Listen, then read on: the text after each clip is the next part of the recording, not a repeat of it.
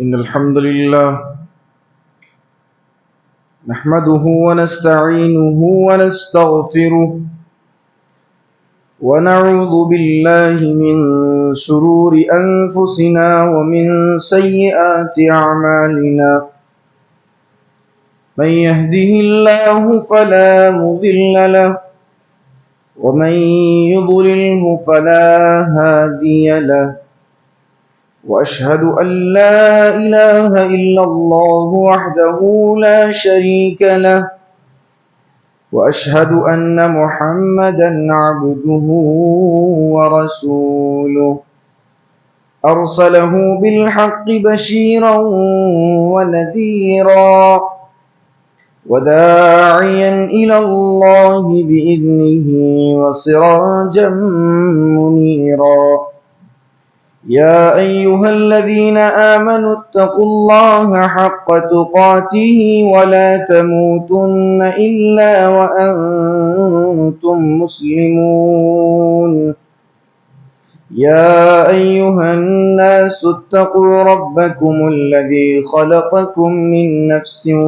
واحدة وخلق منها زوجها وبث منهما رجالا كثيرا ونساء واتقوا الله الذي تساءلون به والأرحام إن الله كان عليكم رقيبا يا أيها الذين آمنوا اتقوا الله وقولوا قولا سديدا يصلح لكم أعمالكم ويغفر لكم ذنوبكم ومن يطع الله ورسوله فقد فاز فوزا عظيما أما بعد فإن خير الحديث كتاب الله وخير الهدي هدي محمد صلى الله عليه وسلم وشر الأمور محدثاتها وكل محدثة بدعة وكل بدعة ضلالة وكل ضلالة في النار. أعوذ بالله السميع العليم من الشيطان الرجيم. بسم الله الرحمن الرحيم. إن الذين قالوا ربنا الله ثم استقاموا تتنزل عليهم الملائكة ألا تخافوا ولا تحزنوا وأبشروا بالجنة التي كنتم توعدون. معزز حاضرین جمعہ، بزرگان دین ملت، نوجوانان عظام، پردہ نشی خواتین اسلام، عزیز بچوں، تمام قسم کی تعریف و توصیف، بڑائی و بزرگی، عظمت و کبریائی اس اللہ وحدہ لا شریک کے لیے ہیں جس نے ہم انسانوں کو اس دنیا کے اندر اشرف المخلوقات کا درجہ دیا۔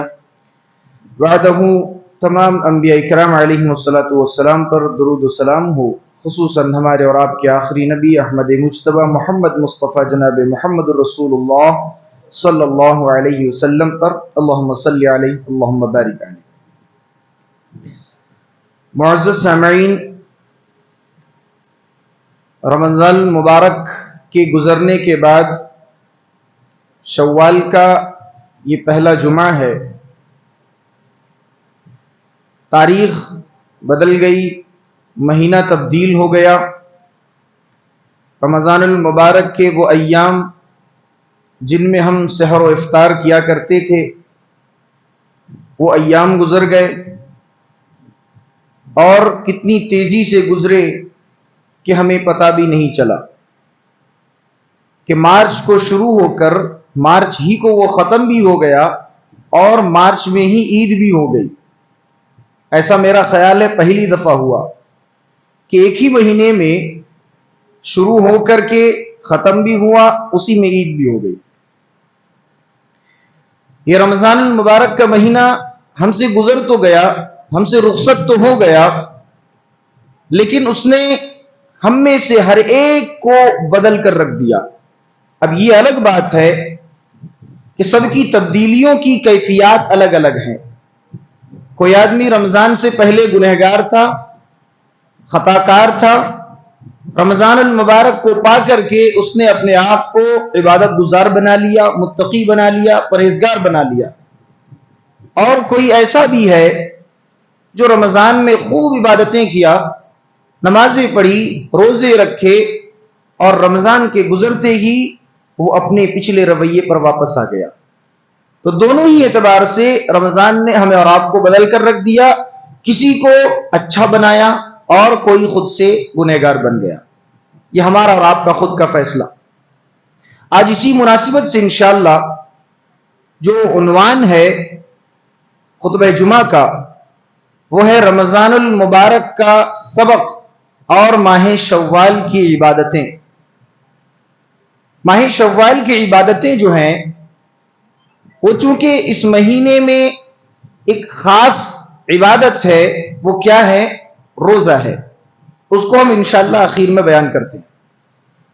پہلے یہ دیکھتے ہیں کہ رمضان المبارک جو ہم سے رخصت ہو گیا، جو ہم سے چلا گیا، وہ ہمیں کیا سبق دیتے دیتے گیا، کیا نصیحتیں ہمارے لیے اس میں تھیں اور کیا عبرتیں تھیں، کیا درس ہم اس سے لے سکتے ہیں، ان چیزوں کو دیکھتے ہیں۔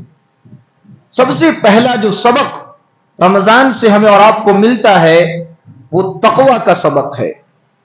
تقوی کا سبق، کیونکہ رمضان کے روزوں کا جو مقصد ہے وہ یہی تقوی ہے۔ اللہ تبارک و تعالی نے قرآن حکیم کے اندر فرمایا، یا ایھا الذین آمنوا کتب علیکم الصیام کما کتب علی الذین من قبلکم لعلکم تتقون، کہ اے ایمان والو، ہم نے تم پر روزوں کو اسی طرح سے فرض کر دیا جس طرح تم سے پہلے کی امتوں پر بھی فرض تھے، تاکہ تم تقوی والے ہو جاؤ۔ تو سبق کیا ملا ہمیں رمضان سے؟ تقوی۔ رمضان آیا ہی تھا کہ ہمارے دل میں تقوی پیدا ہو جائے۔ رمضان کے روزے فرض اسی لیے کیے گئے کہ ہمارے دل میں اللہ کا خوف پیدا ہو جائے، اللہ کا ڈر پیدا ہو جائے۔ تقوی کا کیا معنی ہے؟ تقوی کا مطلب ہوتا ہے ہر وہ عمل جس سے اللہ راضی ہو جائے آدمی وہ عمل کرے، اور ہر وہ عمل جس سے اللہ ناراض ہو جائے آدمی اس سے بچ جائے۔ یہ تقوی ہے، یہ تقوی ہے۔ اور رمضان المبارک کا سب سے پہلا اور بنیادی سبق یہی ہے کہ ہمارے اور آپ کے دل میں رمضان کے جانے کے بعد بھی تقوی ہونا چاہیے۔ جس طریقے سے ہم رمضان میں روزے رکھتے تھے، نمازیں پڑھتے تھے، 5 وقت کی نمازوں کی پابندی کرتے تھے، اور اسی طریقے سے تراویح کی نمازیں پڑھتے تھے، یہ ساری عبادتیں ہم کیوں کرتے تھے؟ ہمارے دل میں جو ہے تقوی آ گیا تھا، ہمارے دل میں اللہ کا ڈر آ گیا تھا۔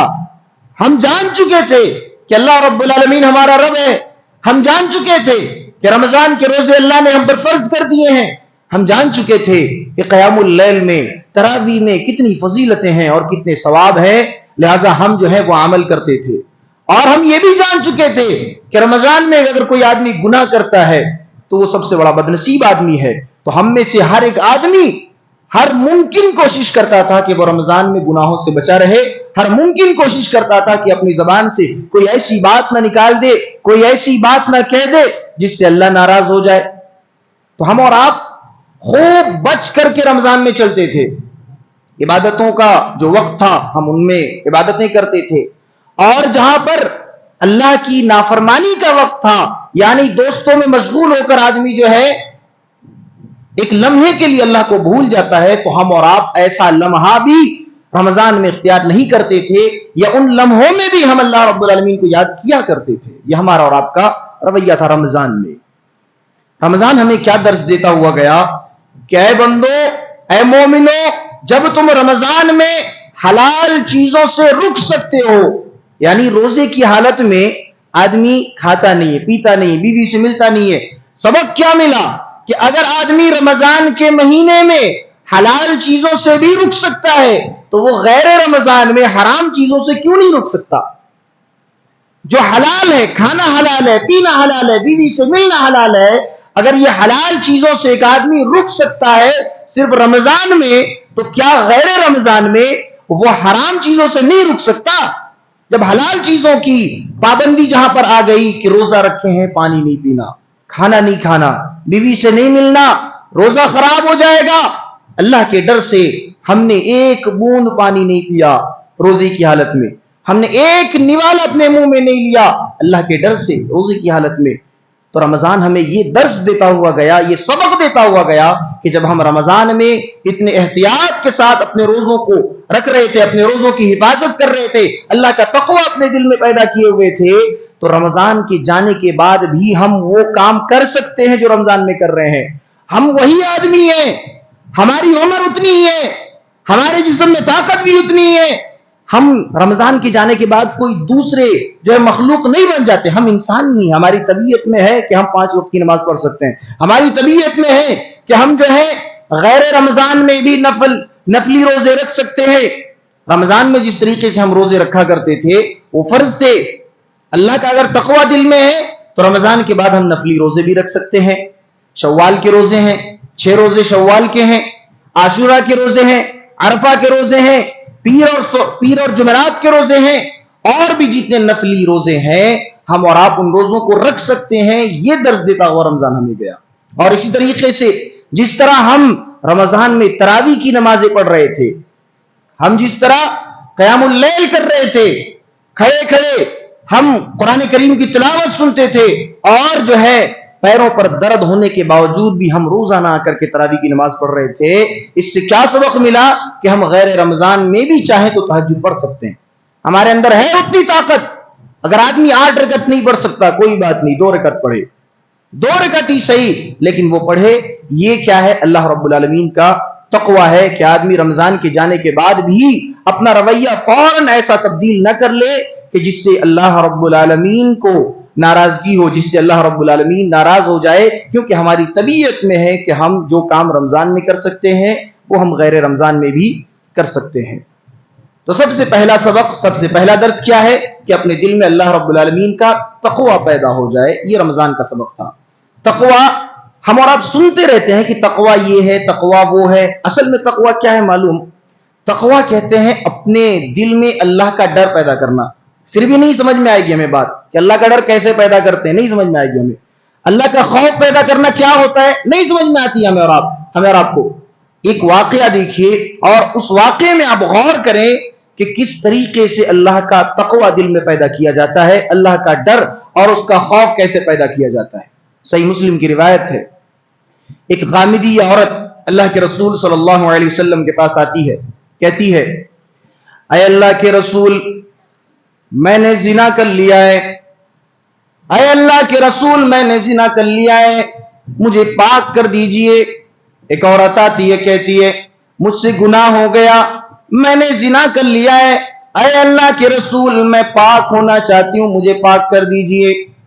اس نے تنہائی میں زنا کیا لیکن اللہ کے رسول کے پاس آ کر کے اپنے گناہوں کا اعتراف کر رہی ہے، اپنے گناہوں کا اقرار کر رہی ہے۔ اللہ کے رسول منہ موڑ لیتے ہیں، چہرہ پھیر لیتے ہیں۔ وہ عورت دوبارہ کہتی ہے کہ اللہ کے رسول مجھے پاک کر دیجئے، میں نے زنا کر لیا ہے۔ ایک بار کہا، اللہ کے رسول نے منہ موڑ لیا، چلو جانے دو۔ اس نے دوبارہ کہا اللہ کے رسول میں نے زنا کر لیا ہے، پاک کر دیجئے مجھے۔ اللہ کا ڈر دیکھیے دل میں کیسا ہے، وہ چاہتی وہ اپنے اس عیب کو، اپنے اس گناہ کو چھپا سکتی تھی، اللہ کا ڈر ہے، آ کر کہتی ہے اے اللہ کے رسول مجھے پاک کر دیجئے۔ پیارے نبی صلی اللہ علیہ وسلم منہ موڑ لیتے ہیں، چہرہ پھیر لیتے ہیں۔ وہ دوبارہ کہتی ہے اللہ کے رسول پاک کر دیجئے مجھے۔ اللہ کے رسول صلی اللہ علیہ وسلم دیکھتے ہیں کہ عورت خاموش نہیں بیٹھ رہی ہے، بار بار اپنے گناہوں کا اقرار کرتی جا رہی ہے، اقرار کرتی جا رہی ہے۔ اللہ کے رسول پوچھتے ہیں اے عورت تو یہ بتا کیا تو حمل سے ہے، کیا تو حاملہ ہے؟ وہ عورت کہتی ہے ہاں اللہ کے رسول میں حمل سے ہوں، میں حاملہ ہوں۔ اللہ کے رسول نے کہا جاؤ، جب تک یہ بچہ پیدا نہیں ہو جاتا نہیں آنا، جب بچہ پیدا ہو جائے اس کے بعد آنا، تمہارا فیصلہ میں بعد میں کروں گا، ابھی تم چلی جاؤ۔ وہ عورت جاتی ہے، اگر وہ عورت چاہتی تو جا کر کے غائب ہو جاتی، دوبارہ اللہ کے رسول کے پاس کبھی نہ آتی، لیکن 9 مہینے کے بعد جب وہ بچہ پیدا ہوا، بچے کو لے کر کے اللہ کے رسول کے پاس آئی، کہا یا رسول اللہ بچہ پیدا ہو گیا ہے، میں بچہ جن چکی ہوں، اے اللہ کے رسول آپ مجھے اب پاک کر دیجئے۔ پیارے حبیب صلی اللہ علیہ وسلم دیکھتے ہیں، کہتے ہیں کہ بچہ تو ابھی دودھ پینے کے لائق ہے، ایک کام کرو، جاؤ بچے کو دودھ پلاؤ، اور جب بچہ کھانے پینے لگ جائے اس کے بعد تم آنا، تمہارا فیصلہ ہم اس وقت کریں گے۔ وہ عورت جاتی ہے، بچے کو 2 سال تک دودھ پلاتی ہے، جب بچہ روٹی کھانے لگتا ہے اس وقت وہ اپنے گود میں پھر اٹھا کر کے پیارے حبیب کے پاس لاتی ہے۔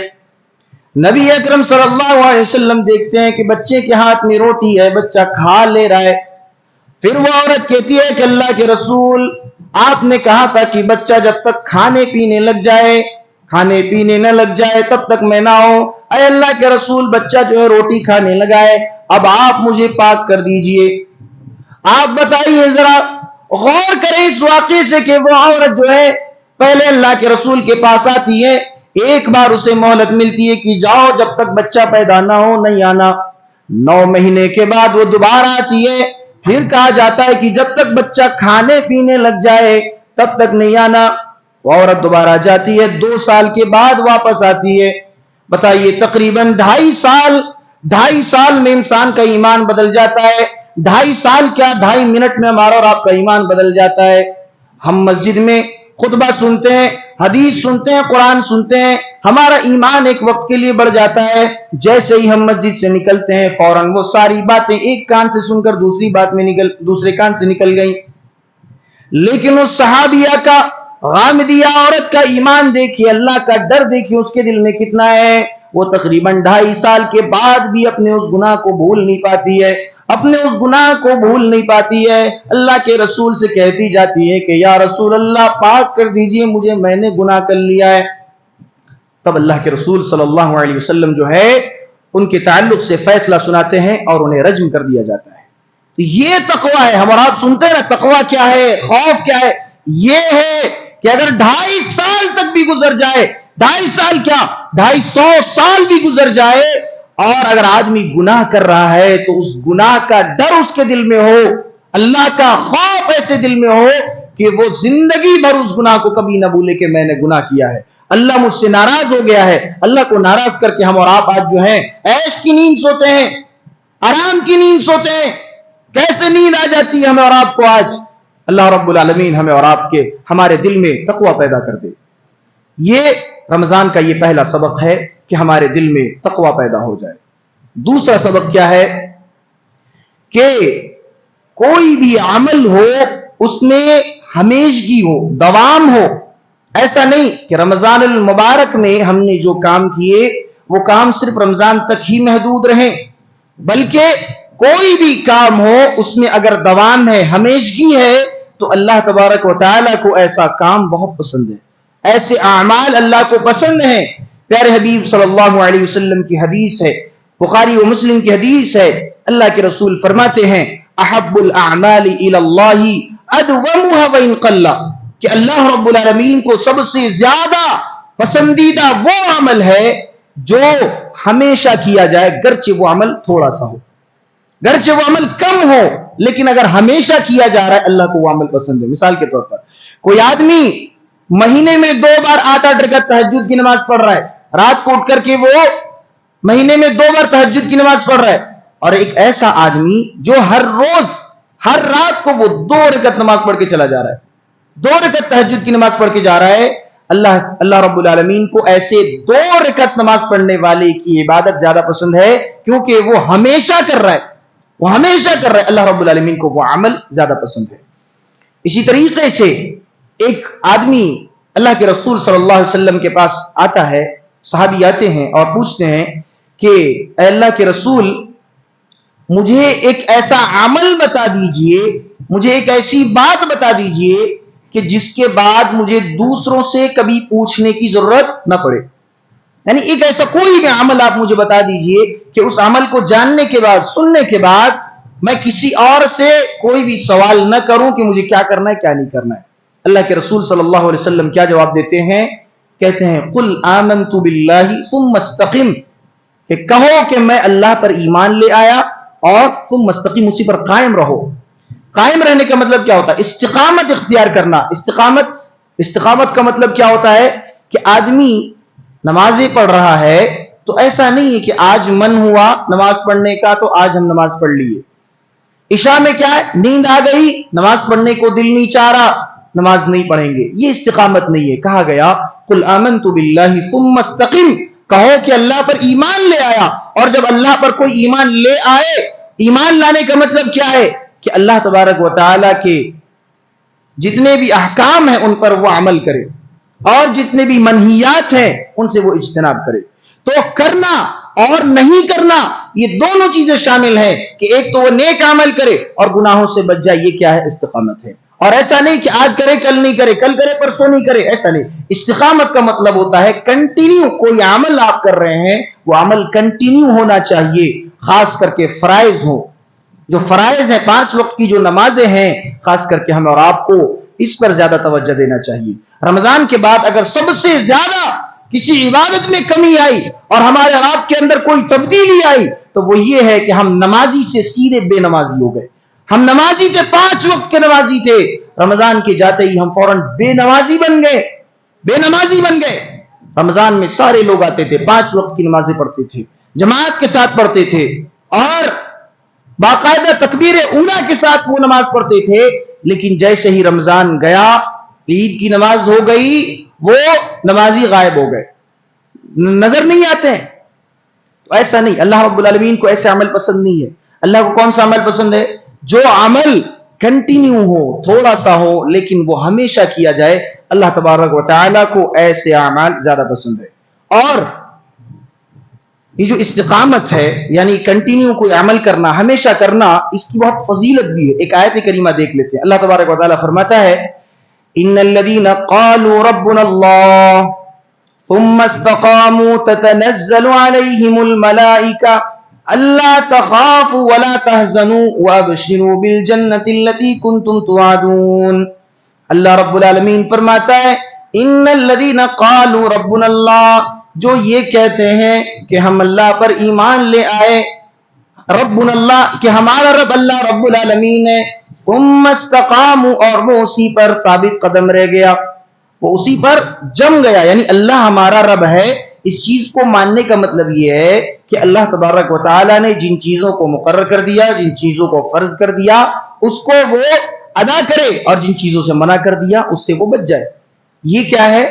اللہ کو رب ماننا۔ تو کہا گیا ان الذين قالوا ربنا الله ثم استقاموا تتنزل عليهم الملائكة الا تخافوا ولا تحزنوا۔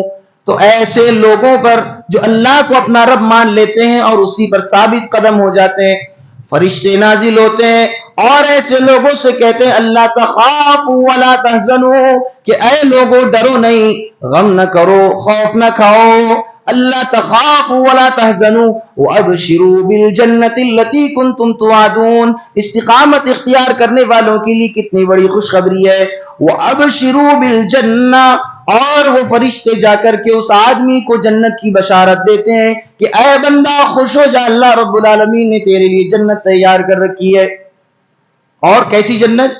جس کا وعدہ اللہ رب العالمین نے تم سے کیا ہے، ایسی جنت کا جو ہے، ایسی جنت کی خوشخبری فرشتے آ کر کے سناتے ہیں ایسے بندوں کے لیے جو آدمی استقامت اختیار کرتا ہے۔ آج ہمارا اور آپ کا رویہ ایسا ہو گیا کہ رمضان گیا نہیں بلکہ عبادتوں کا مہینہ ہی چلا گیا۔ رمضان کیا؟ ایک مہینہ ہے، ایک مہینہ ہے رمضان، لیکن رمضان جیسے ہی گیا ہم نے سوچ لیا کہ عبادت کرنے کا موقع چلا گیا، عبادت اب نہیں کر سکتے۔ ایسا ہے کہ دوسرے مہینوں میں کیا ہم عبادت نہیں کر سکتے؟ آج ہمارا رویہ یہ بتا رہا ہے، آج ہمارا حال یہ ہے کہ آج ہم رمضان کے جانے کے بعد گویا ایسا تصور کر چکے ہیں کہ رمضان کے بعد کوئی عبادت گویا ہے ہی نہیں۔ اور یہی رویہ ہے، اللہ تبارک و تعالیٰ کا کلام جو ہے کبھی جھوٹا نہیں ہو سکتا۔ اللہ نے کہہ دیا وَمَنْ أَعْرَضَ عَنْ ذِكْرِي فَإِنَّ لَهُ مَعِيشَةً ضَنْكَ، اگر تم میرے ذکر سے منہ موڑتے ہو، اگر تم میرے ذکر سے اعراض کرتے ہو، میری آیتوں کو سننے کے باوجود بھی تم اسے مانتے نہیں ہو، صرف رمضانی مسلمان اگر بن رہے ہیں، ربانی مسلمان نہیں ہے، اللہ کہہ رہا ہے وَمَنْ أَعْرَضَ عَنْ ذِكْرِي فَإِنَّ لَهُ مَعِيشَةً ضَنْكَ، ہم زندگی تباہ کر دیں گے۔ کون زندگی تباہ کرے گا؟ اللہ کہہ رہا ہے اگر تم نے ہمارے ذکر سے اعراض کیا، ہمارے ذکر سے منہ موڑا، ہم تمہاری زندگی کو تباہ کر دیں گے۔ اور ہوا، ہماری زندگی آج تباہ و برباد ہے۔ آپ دیکھیے، آج دیکھیے، چاہے وہ وقف بورڈ کا مسئلہ ہو، چاہے وہ عورتوں کے حجاب کا مسئلہ ہو، چاہے وہ اذان پر پابندی لگانے کا مسئلہ ہو، چاہے وہ عید کی نماز روڈ پر ادا کرنے پر پابندی لگانے کا مسئلہ ہو، پاسپورٹ ضبط کرنے کی باتیں آ رہی ہے، لائسنس رد کرنے کی باتیں آ رہی ہے، یہ کہاں سے ہو رہی ہے؟ یہ جو وقف بورڈ کا مسئلہ ہوا، کیا آپ کو نہیں لگتا ہے کہ ہمارے کرتوت ہے؟ کیا آپ کو نہیں لگتا ہے کہ یہ جو حجاب پر انگلیاں اٹھ رہی ہیں، لوگ حجاب پر زبانیں تان دراز کر رہے ہیں، کیا آپ کو نہیں لگتا کہ یہ ہمارے خود کا عمل ہے، ہمارے خود کے کرتوت ہیں کہ آج ہم مومن و مسلمان ہونے کا دعویٰ کرنے کے باوجود بھی ہم اس پر عمل نہیں کر رہے؟ سارے احکامات ہمارے سامنے موجود ہیں، ساری چیزیں ہمارے سامنے واضح ہیں، اس کے باوجود بھی جو ہے ہم اپنے من کے جو ہے غلام بن گئے، ہم اپنے مرضی کے غلام بن گئے، تو اللہ تبارک و تعالیٰ کا کلام صادق آ گیا اور اللہ رب العالمین نے ہماری زندگی اجیرن کر دی، تباہ کر دیا، ہمیں برباد کر دیا ہماری زندگی کو۔ اور تب تک ہماری زندگی برباد رہے گی، تب تک ہماری زندگی ختم رہے گی جب تک ہم دوبارہ جو ہے ربانی مسلمان نہ بن جائے۔ صرف رمضانی مسلمان بننے سے کام نہیں چلے گا۔ تو یہ کیا ہے؟ یہ دوسرا سبق ہے رمضان کا کہ آدمی کوئی بھی عبادت کرے تو صرف رمضان تک محدود نہ رکھے، بلکہ ان عبادتوں پر دوام بخشے، ہمیشگی کے ساتھ ان عبادتوں کو وہ انجام دے۔ تیسری چیز کیا ہے؟ اعمال کی حفاظت کرنا۔ آپ مثال کے طور پر آپ پیسے کما رہے ہیں، آپ کے پاس 5 لاکھ 10 لاکھ روپے آ گئے، اب بڑی محنت سے آپ ان پیسوں کو کمائے، تو کیا آپ ان کو یوں ہی گوا دیں گے؟ کوئی گٹر میں نالے میں ڈال دیں گے ایسے ہی؟ آپ بڑی محنتیں کر کے پیسے کمائے، تو کیا آپ کا دل یہ گوارا کرے گا کہ آپ ان پیسوں کو یوں ہی پھینک دیں، جلا دے، برباد کر دے؟ نہیں۔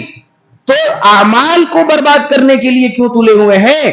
اللہ رب العالمین سے جو ہم نے رمضان میں عبادتیں کی، ہم نے تراویح کی نمازیں پڑھی، روزے رکھے، اتنی محنت کے ساتھ ہم نے یہ ساری چیزیں کی، تو کیا ہمارا دل یہ گوارا کر رہا ہے کہ ہم ان عبادتوں کو برباد کر دیں، ان عبادتوں کو یوں ہی ختم کر دیں؟ یقیناً نہیں، ایسا نہیں کرنا چاہیے ہمیں اور آپ کو۔ جو عبادت ہم کیے ان کی حفاظت کرنی چاہیے، ان کی حفاظت کرنی چاہیے۔ اور حفاظت کس طریقے سے ہوگی؟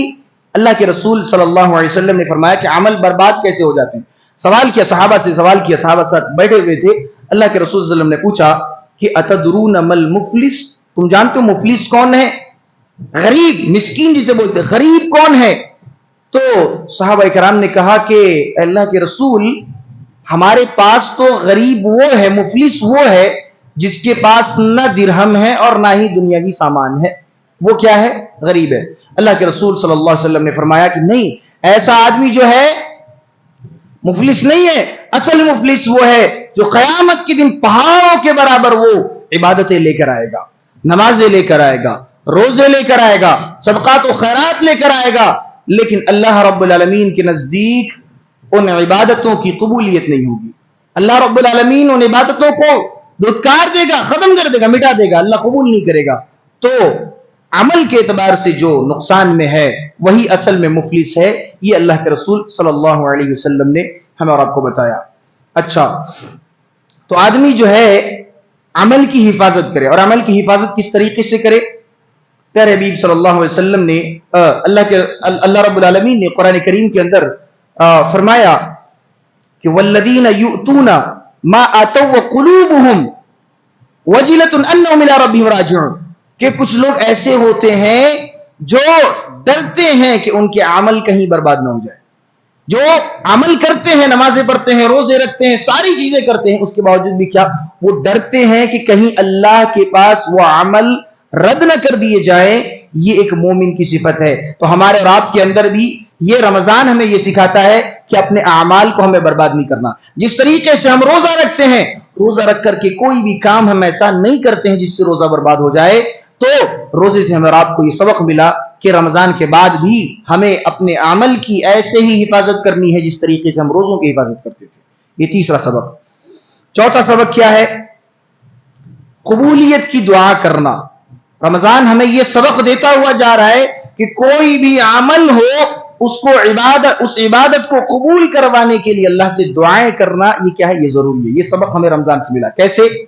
رمضان میں جب ہم روزے افطار کرتے تھے، کون سی دعا پڑھتے تھے؟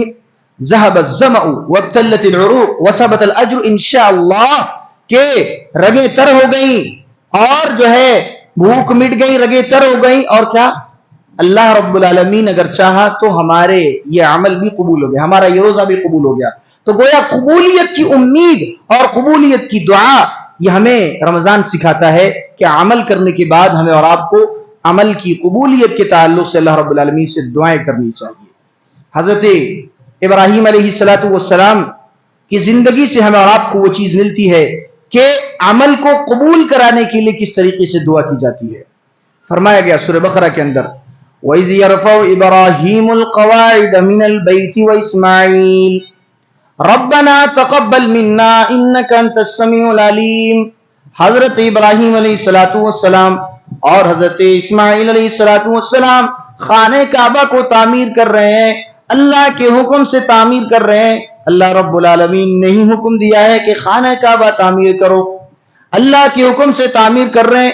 دونوں نبی ہیں، دونوں پیغمبر ہیں، ابراہیم بھی اسماعیل بھی، دونوں باپ بیٹے نبی ہیں، اور خانہ کعبہ تعمیر کر رہے ہیں، اللہ رب العالمین کا گھر تعمیر کر رہے ہیں۔ اور تعمیر کرتے کرتے کیا دعائیں کر رہے ہیں، اپنی زبان سے کیسے جملے ادا ہو رہے ہیں۔ ربنا تقبل منا انک انت السمیع العلیم، اے اللہ تو ہمارے اس عمل کو قبول کر لے۔ اے اللہ ہم ایک ایک اینٹ اٹھا کر جو تیرے لیے مسجد بنا رہے ہیں، اے اللہ ایک ایک اینٹ کو ہم اٹھا کر کے جو دیواریں کھڑی کر رہے ہیں، اے اللہ یہ جو مسجد کی بنیاد سے لے کر کے مسجد کے اختتام تک ہم کام کرنے والے ہیں، اے اللہ اس کام کو تو قبول کر لے، اس عبادت کو تو قبول کر لے۔ ذرا میرے بھائیوں بتائیے، اچھا ابن کثیر رحمہ اللہ نے اس آیت کی تفسیر میں خود کہا کہ ہائے ابراہیم تو اللہ کے ہی حکم سے تو خانہ کعبہ تعمیر کر رہا ہے، اے ابراہیم تو اللہ کے حکم سے خانہ کعبہ تعمیر کر رہا ہے اور تو ہی دعا کر رہا ہے کہ اللہ تو میری عبادت کو قبول کر لے۔ یہ کیسا فلسفہ ہے، یہ کیسا منطق ہے، سمجھ میں نہیں آ رہا۔ اگر اللہ رب العالمین نے کوئی حکم دیا، بات چیت ہو رہی ہے، اللہ وحی کے ذریعے بتا رہا ہے، ساری چیزیں سمجھ میں آ رہی ہیں، اللہ نے ڈائریکٹ حکم دیا حضرت ابراہیم کو، حضرت ابراہیم علیہ السلام خالص دل کے ساتھ عبادت کر رہے ہیں، اس کے باوجود بھی کیا ہے کہ ربنا تقبل منا انک انت السمیع العلیم، اے اللہ تو میرے عبادت کو قبول کر لے۔ فلسفہ سمجھ میں آیا، منطق سمجھ میں آیا۔ اللہ عبادت کا حکم دے رہا ہے خود ہی، اور خود عبادت کا حکم دینے کے باوجود بھی اللہ رب العالمین سے حضرت ابراہیم علیہ السلام جو ہے نیکیوں کی قبولیت کی دعا کر رہے ہیں کہ اللہ ہمارے اس عمل کو تو قبول کر لے، عمل کو قبول کر لے۔ تو یہ جو ہے ہمیں اور آپ کو رمضان المبارک سے یہ سبق ملا، اور یہ ہمیں نصیحتیں ملی کہ رمضان کے جانے کے بعد ہمیں اور آپ کو اپنے دل میں جو رمضان میں تقویٰ تھا، جو رمضان میں عبادتوں میں ہمیشگی تھی، جو رمضان میں عبادتوں میں دوام تھا، اور رمضان میں جس طریقے سے ہم عبادتوں کی حفاظت کرتے تھے، رمضان میں جس طریقے سے ہم جو ہے اپنے عمل کی قبولیت کے لیے دعا کرتے تھے کہ اللہ ہمارے صیام کو قبول کر لے، ہمارے قیام کو قبول کر لے، وہی ساری چیزیں ہمیں اور آپ کو رمضان کے بعد بھی کنٹینیو رکھنی ہے۔ اگر کوئی رمضان میں تقوی اختیار کرتا تھا تو غیر رمضان میں بھی تقوی اختیار کرے۔ کوئی رمضان میں روزے رکھ رہا تھا، عبادت ہے، اس عبادت میں دوام برتیے۔ کوئی رمضان میں قیام اللیل کر رہا تھا، تراویح کی نماز پڑھ رہا تھا، وہی تہجد کی نماز بھی ہے، اور رمضان کے بعد بھی اس تہجد کی نماز کو پڑھے، 2 رکعت ہی صحیح لیکن پڑھے۔ کوئی قرآن پڑھ رہا تھا تو ایسا نہیں کہ رمضان کے جانے کے بعد قرآن کا مہینہ ختم ہو گیا تو اسے اٹھا کر کے طاق میں رکھ دیا جائے، سجا دیا جائے اور مسجد کی گھروں کی زینت بنا دیا جائے، نہیں، بلکہ رمضان میں جو پڑھ رہے تھے غیر رمضان میں بھی وہ پڑھنا ہے۔ اسی طریقے سے صدقات و خیرات اگر کوئی رمضان میں کر رہا تھا بعد میں بھی کرنا ہے۔ تو ہمیں اور آپ کو رمضان جاتے جاتے یہ سبق دیتا گیا، یہ پیغام دیتا گیا، اور یہ نصیحتیں ہمیں اور آپ کو یہ رمضان کرتا گیا۔ تو یہ عنوان کا ایک پہلا جز تھا۔ دوسرا جز کیا ہے؟ شوال کی عبادتیں۔ شوال کی عبادتوں میں سے ایک بہت ہی اہم اور اصل عبادت جو ہے، حدیثوں میں جو آتا ہے، صحیح مسلم کی حدیث ہے، صحیح بخاری کے اندر بھی وہ حدیث موجود ہے، اللہ کے رسول صلی اللہ علیہ وسلم فرماتے ہیں کہ من صام رمضان ثم اتبعه 6 من شوال، کہ جو آدمی رمضان کے روزے رکھتا ہے اور اس کے بعد شوال کے مہینے میں وہ 6 روزے اور رکھتا ہے۔ رمضان کے 30 روزے رکھ لیا، شوال کے 6 روزے جس نے رکھ لیے، کہا گیا کہ کان کصیام الدہر، تو گویا کہ اس نے پورے سال کے روزے رکھ لیے، پورے سال کے روزے رکھ لیے۔ کیلکولیشن سمجھ میں نہیں آیا، کہ پورے سال کے روزے کیسے ہو گئے. 30 روزے ادھر رکھے ہم نے رمضان کے، بلکہ 29 ہی روزے رکھے، اور جو ہے یہ شوال کے 6 روزے، تو ملا جلا کے 35-36 روزے ہوئے. تو سال بھر کے روزوں کا ثواب کیسے مل جائے گا؟ تو اللہ تبارک و تعالیٰ نے قرآن حکیم کے اندر فرمایا کہ من جاء بالحسنۃ فلہ عشر امثالھا، کہ جو آدمی ایک نیکی کرتا ہے ہم اسے 10 گنا بڑھا دیتے ہیں. اسے غور سے سمجھ لیجئے، جو آدمی ایک نیکی کرتا ہے اللہ کہہ رہا ہے کہ ہم اسے 10 گنا بڑھا دیتے ہیں. تو 10 گنا بڑھا دیا جب ایک نیکی کو، تو ایک روزہ کتنے روزے کے برابر؟ 10 روزے کے برابر. اب 30 روزے کتنے روزے ہو گئے؟ 300 ہو گئے. 30 روزوں کو اللہ اگر 10 گنا بڑھا دے رہا ہے تو وہ 300 روزے ہو گئے، اور شوال کے جو 6 روزے ہیں انہیں بھی اللہ 10 گنا بڑھا دے رہا ہے، تو کتنے ہو گئے؟ 60 روزے ادھر اور 300 روزے ادھر. 300 اور 60 عربی مہینے کے حساب سے 360 دن کا ایک سال ہوتا ہے. تو اسی اعتبار سے اللہ کے رسول صلی اللہ علیہ وسلم نے کہا کہ من صام رمضان ثم اتبعه 6 من شوال كان كصيام الدهر، کہ جس نے رمضان کے 30 روزے رکھے، رمضان کے پورے روزے رکھے، اور اس کے بعد شوال کے 6 روزے رکھ لیے، گویا کہ اس نے سال بھر روزے رکھ لیے. یہ ہے شوال کی ایک اہم عبادت، اور اس کی اتنی بڑی فضیلت گویا کہ ہم اس میں پورے سال کے روزے رکھ لیے. تو یہ چند باتیں تھیں. آئیے اللہ تبارک و تعالیٰ سے دعا کرتے ہیں کہ اللہ رب العالمین ہم سبوں کو کہنے سننے سے زیادہ انتمام کہی سنی باتوں کو سمجھنے اور ان پر صحیح عمل کرنے کی توفیق عطا فرما. اے اللہ ہم تمام لوگوں نے رمضان المبارک میں جتنے شوق سے، جتنے جذبے سے عبادت کی، اے اللہ اسی جذبے کو، اسی شوق کو رمضان کے بعد بھی ہمارے دلوں میں برقرار رکھ. اے اللہ ہم تمام لوگوں نے رمضان المبارک میں جتنے بھی نیک اعمال کیے، ہم نے جو نمازیں پڑھی، ہم نے جو تراویح کی نمازیں پڑھی، روزے رکھے، اے اللہ ان تمام نیک اعمال کو تو قبول فرما لے. اے اللہ ہم سے جو خطائیں ہو گئیں، بھول چوک میں جو ہم سے جانے انجانے میں گناہیں سرزد ہو گئیں، اے اللہ ان تمام گناہوں کو تو اپنے فضل و کرم سے معاف فرما. اے اللہ ہم تمام لوگ جو ہے پریشان حال ہیں، اللہ مسلمان جو ہے جہاں کہیں بھی پریشان حال ہے، ان تمام مسلمانوں کی تو پریشانیوں کو دور فرما. اے اللہ جہاں کہیں مسلمان بیمار ہے، بیماری کو ان کی دور فرما دے. اللہ انہیں صحت و عاجلہ، شفا عاجلہ و کاملہ عطا فرما. اے اللہ مسلمان جہاں کہیں بھی بے روزگار ہیں، روزگاری کے لیے جو ہے پریشان ہیں، اے اللہ ان کے لیے بہترین روزگاری کا انتظام فرما. اے اللہ ہم میں سے بہت سارے نوجوان غیر شادی شدہ ہیں، اے اللہ ان کے بہترین جوڑوں کا انتظام کر دے. اے اللہ ہم میں سے جو مسلمان جو ہیں مالی اعتبار سے کمزور ہیں، اے اللہ تو ان کے مال میں برکت عطا فرما. اقول قولی هذا واستغفر الله لي ولكم ولسائر المسلمين انه تعالى جواد ملك بر رؤوف رحيم.